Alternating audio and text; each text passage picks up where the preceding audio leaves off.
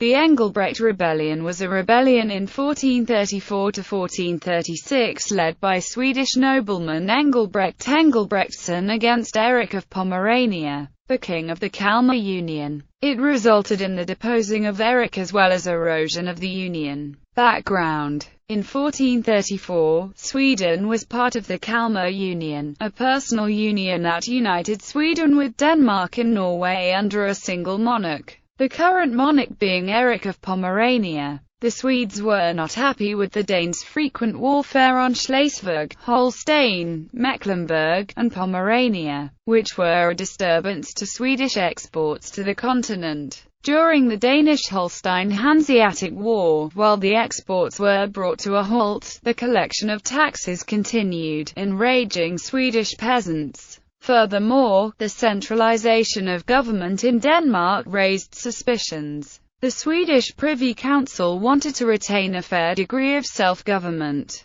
Rebellion. The rebellion was ignited by the tax situation, where Eric of Pomerania, king of the Kalmar Union, showed arrogance by not negotiating with the four estates of the Swedish realm at a diet. In the summer of 1434, enraged miners and peasants burned the castle of Borgarnes near Borlänge. The tension spread, causing several assaults on castles across the country. Nobleman Engelbrekt Engelbrektsson stood out as the rebel leader, commanding a peasant army. Negotiations with King Eric took place in Vadstena in August 1434, but this was unsuccessful. In January 1435, Engelbrekt summoned representatives from the four estates to a diet in Arboga, which later has been called the First Riksdag of the Estates. Engelbrekt was elected captain of the Swedish realm. The antagonism abated when King Eric promised changes for the better. However, as before, people felt these promises were not being fulfilled, hence the rebels picked up their axes once more. On April 27, 1436, a rebel army unit was sent marching towards Stockholm, where people still supported King Eric due to strong and influential Danish presence in the city. A certain degree of inattention among the rebelling forces occurred because the nobility and clergy decided to support Carl Knutsson Bond, who in 1436 had risen to the position of Rikshovitsman. Neither dared remove Engelbrekt completely because of his strong support among the two lower estates. However, Engelbrekt fell sick and came somewhat in the background. In a twist of fate highly beneficial to Knutsson, Engelbrekt was assassinated on May 4 by Mans Bengtsson, the cause being an unrelated,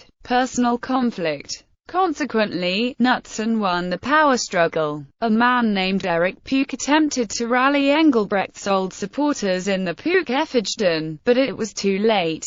Puch was apprehended and executed in Stockholm in 1437. Consequences: the Engelbrekt Rebellion caused the unity of the Kalmar Union to erode, leading to the expulsion of Danish forces from Sweden. Although later Danish kings regained influence over Sweden, the rebellion had set a precedent for Swedish claims to sovereignty. Furthermore, where it is uncertain whether all four estates participated in the diet in Arboga, this was in fact the case in 1436, when a diet was held in Uppsala following the death of Engelbrekt. Thus, the Engelbrekt Rebellion marked the start of a democratic institution which to a certain extent included the peasants.